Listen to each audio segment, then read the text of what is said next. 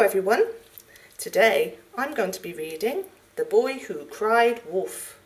Let's start.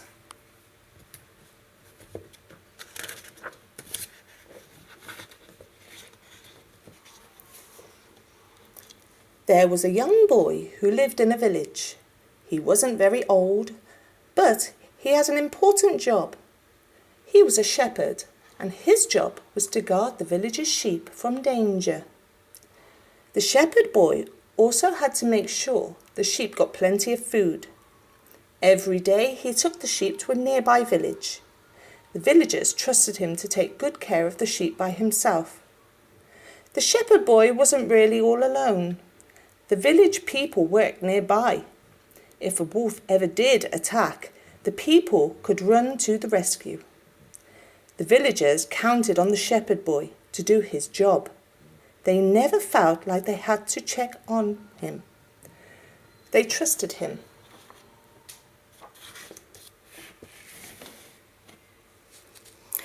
The shepherd watched the sheep from his lookout post.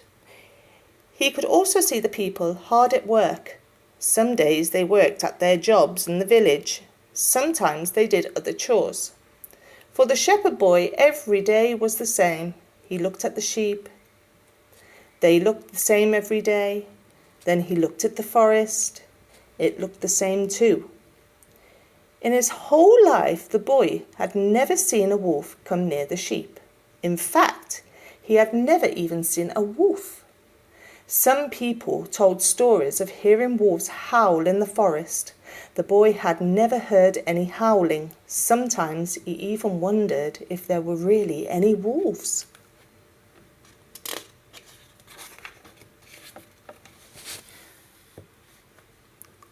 One day the shepherd tried to make things more exciting.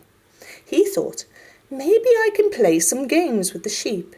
He planned his next day. He smiled when he thought about the fun he would have playing games. The boy woke up early the next morning. He kissed his parents goodbye and then he hurried to take the sheep to the valley. He tried to play games with the sheep. They didn't want to play catch. They weren't interested in trying to throw the ball. They didn't even want to try and kick the ball. All the sheep wanted to do was eat the grass and take a nap. This isn't any fun at all, thought the little shepherd boy.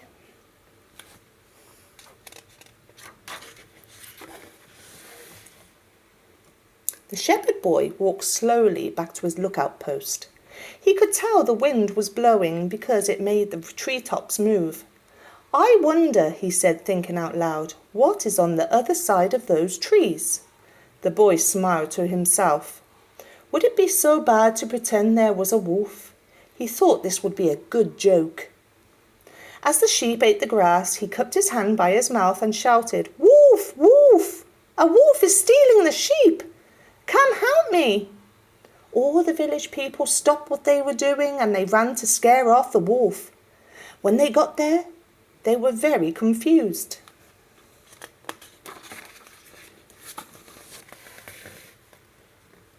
The villagers did not find a wolf. And where was the shepherd? They were very worried about him. The villager pointed to a tree and said, "There he is, over there. Is he okay?" They saw he was not hurt. In fact, he was laughing. "You look so funny running up here for no reason.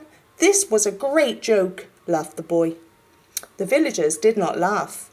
They had been very frightened for the boy and the sheep. They did not feel like laughing at all.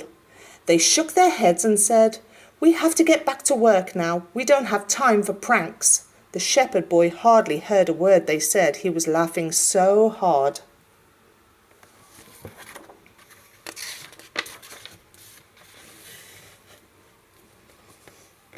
At breakfast the next day, the boy's mother and father told him to be good. He nodded his head and left to tend to the sheep. Soon, however, he was bored again. "Wolf! Wolf!" he shouted, louder than the day before. "A wolf is standing and he's stealing the sheep. Please come and help me." Again the villagers came running. Again there was no wolf in sight. This time the village people were very upset. "If you don't tell people the truth all the time, they will never know when to believe you," they said. The boy was still laughing at his joke. He did start to think about what they said. Maybe, he thought, it isn't so funny to trick people.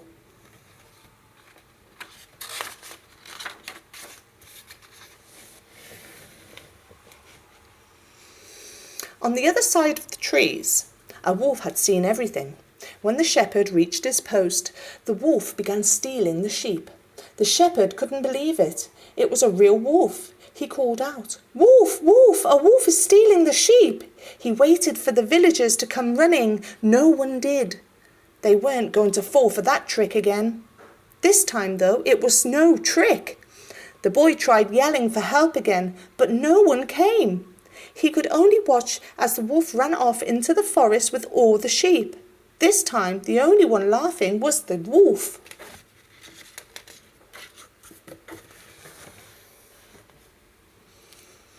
The shepherd boy ran into the village. "Wolf, wolf," he cried, "he's stealing our sheep."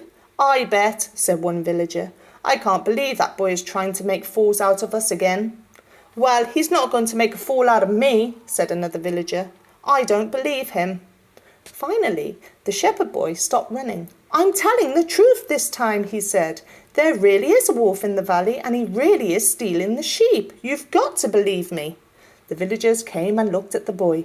They shook their fingers at him. "We're smarter than you think," the people said. "This time we're just going to ignore you and your wolf."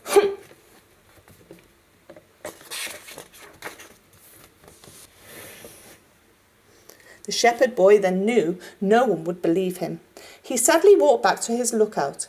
He gazed down where he always took his sheep to eat grass, but there wasn't any sheep left. The wolf had taken all of them away. The boy was so sad that he began to cry. He remembered what his parents had told him and how he wished that he had listened to what they said. He wished he just always told the truth. He didn't want anyone to harm.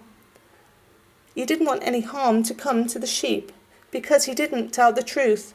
No one believed him when it really mattered. Now it was too late. The shepherd boy didn't think his joke was funny anymore.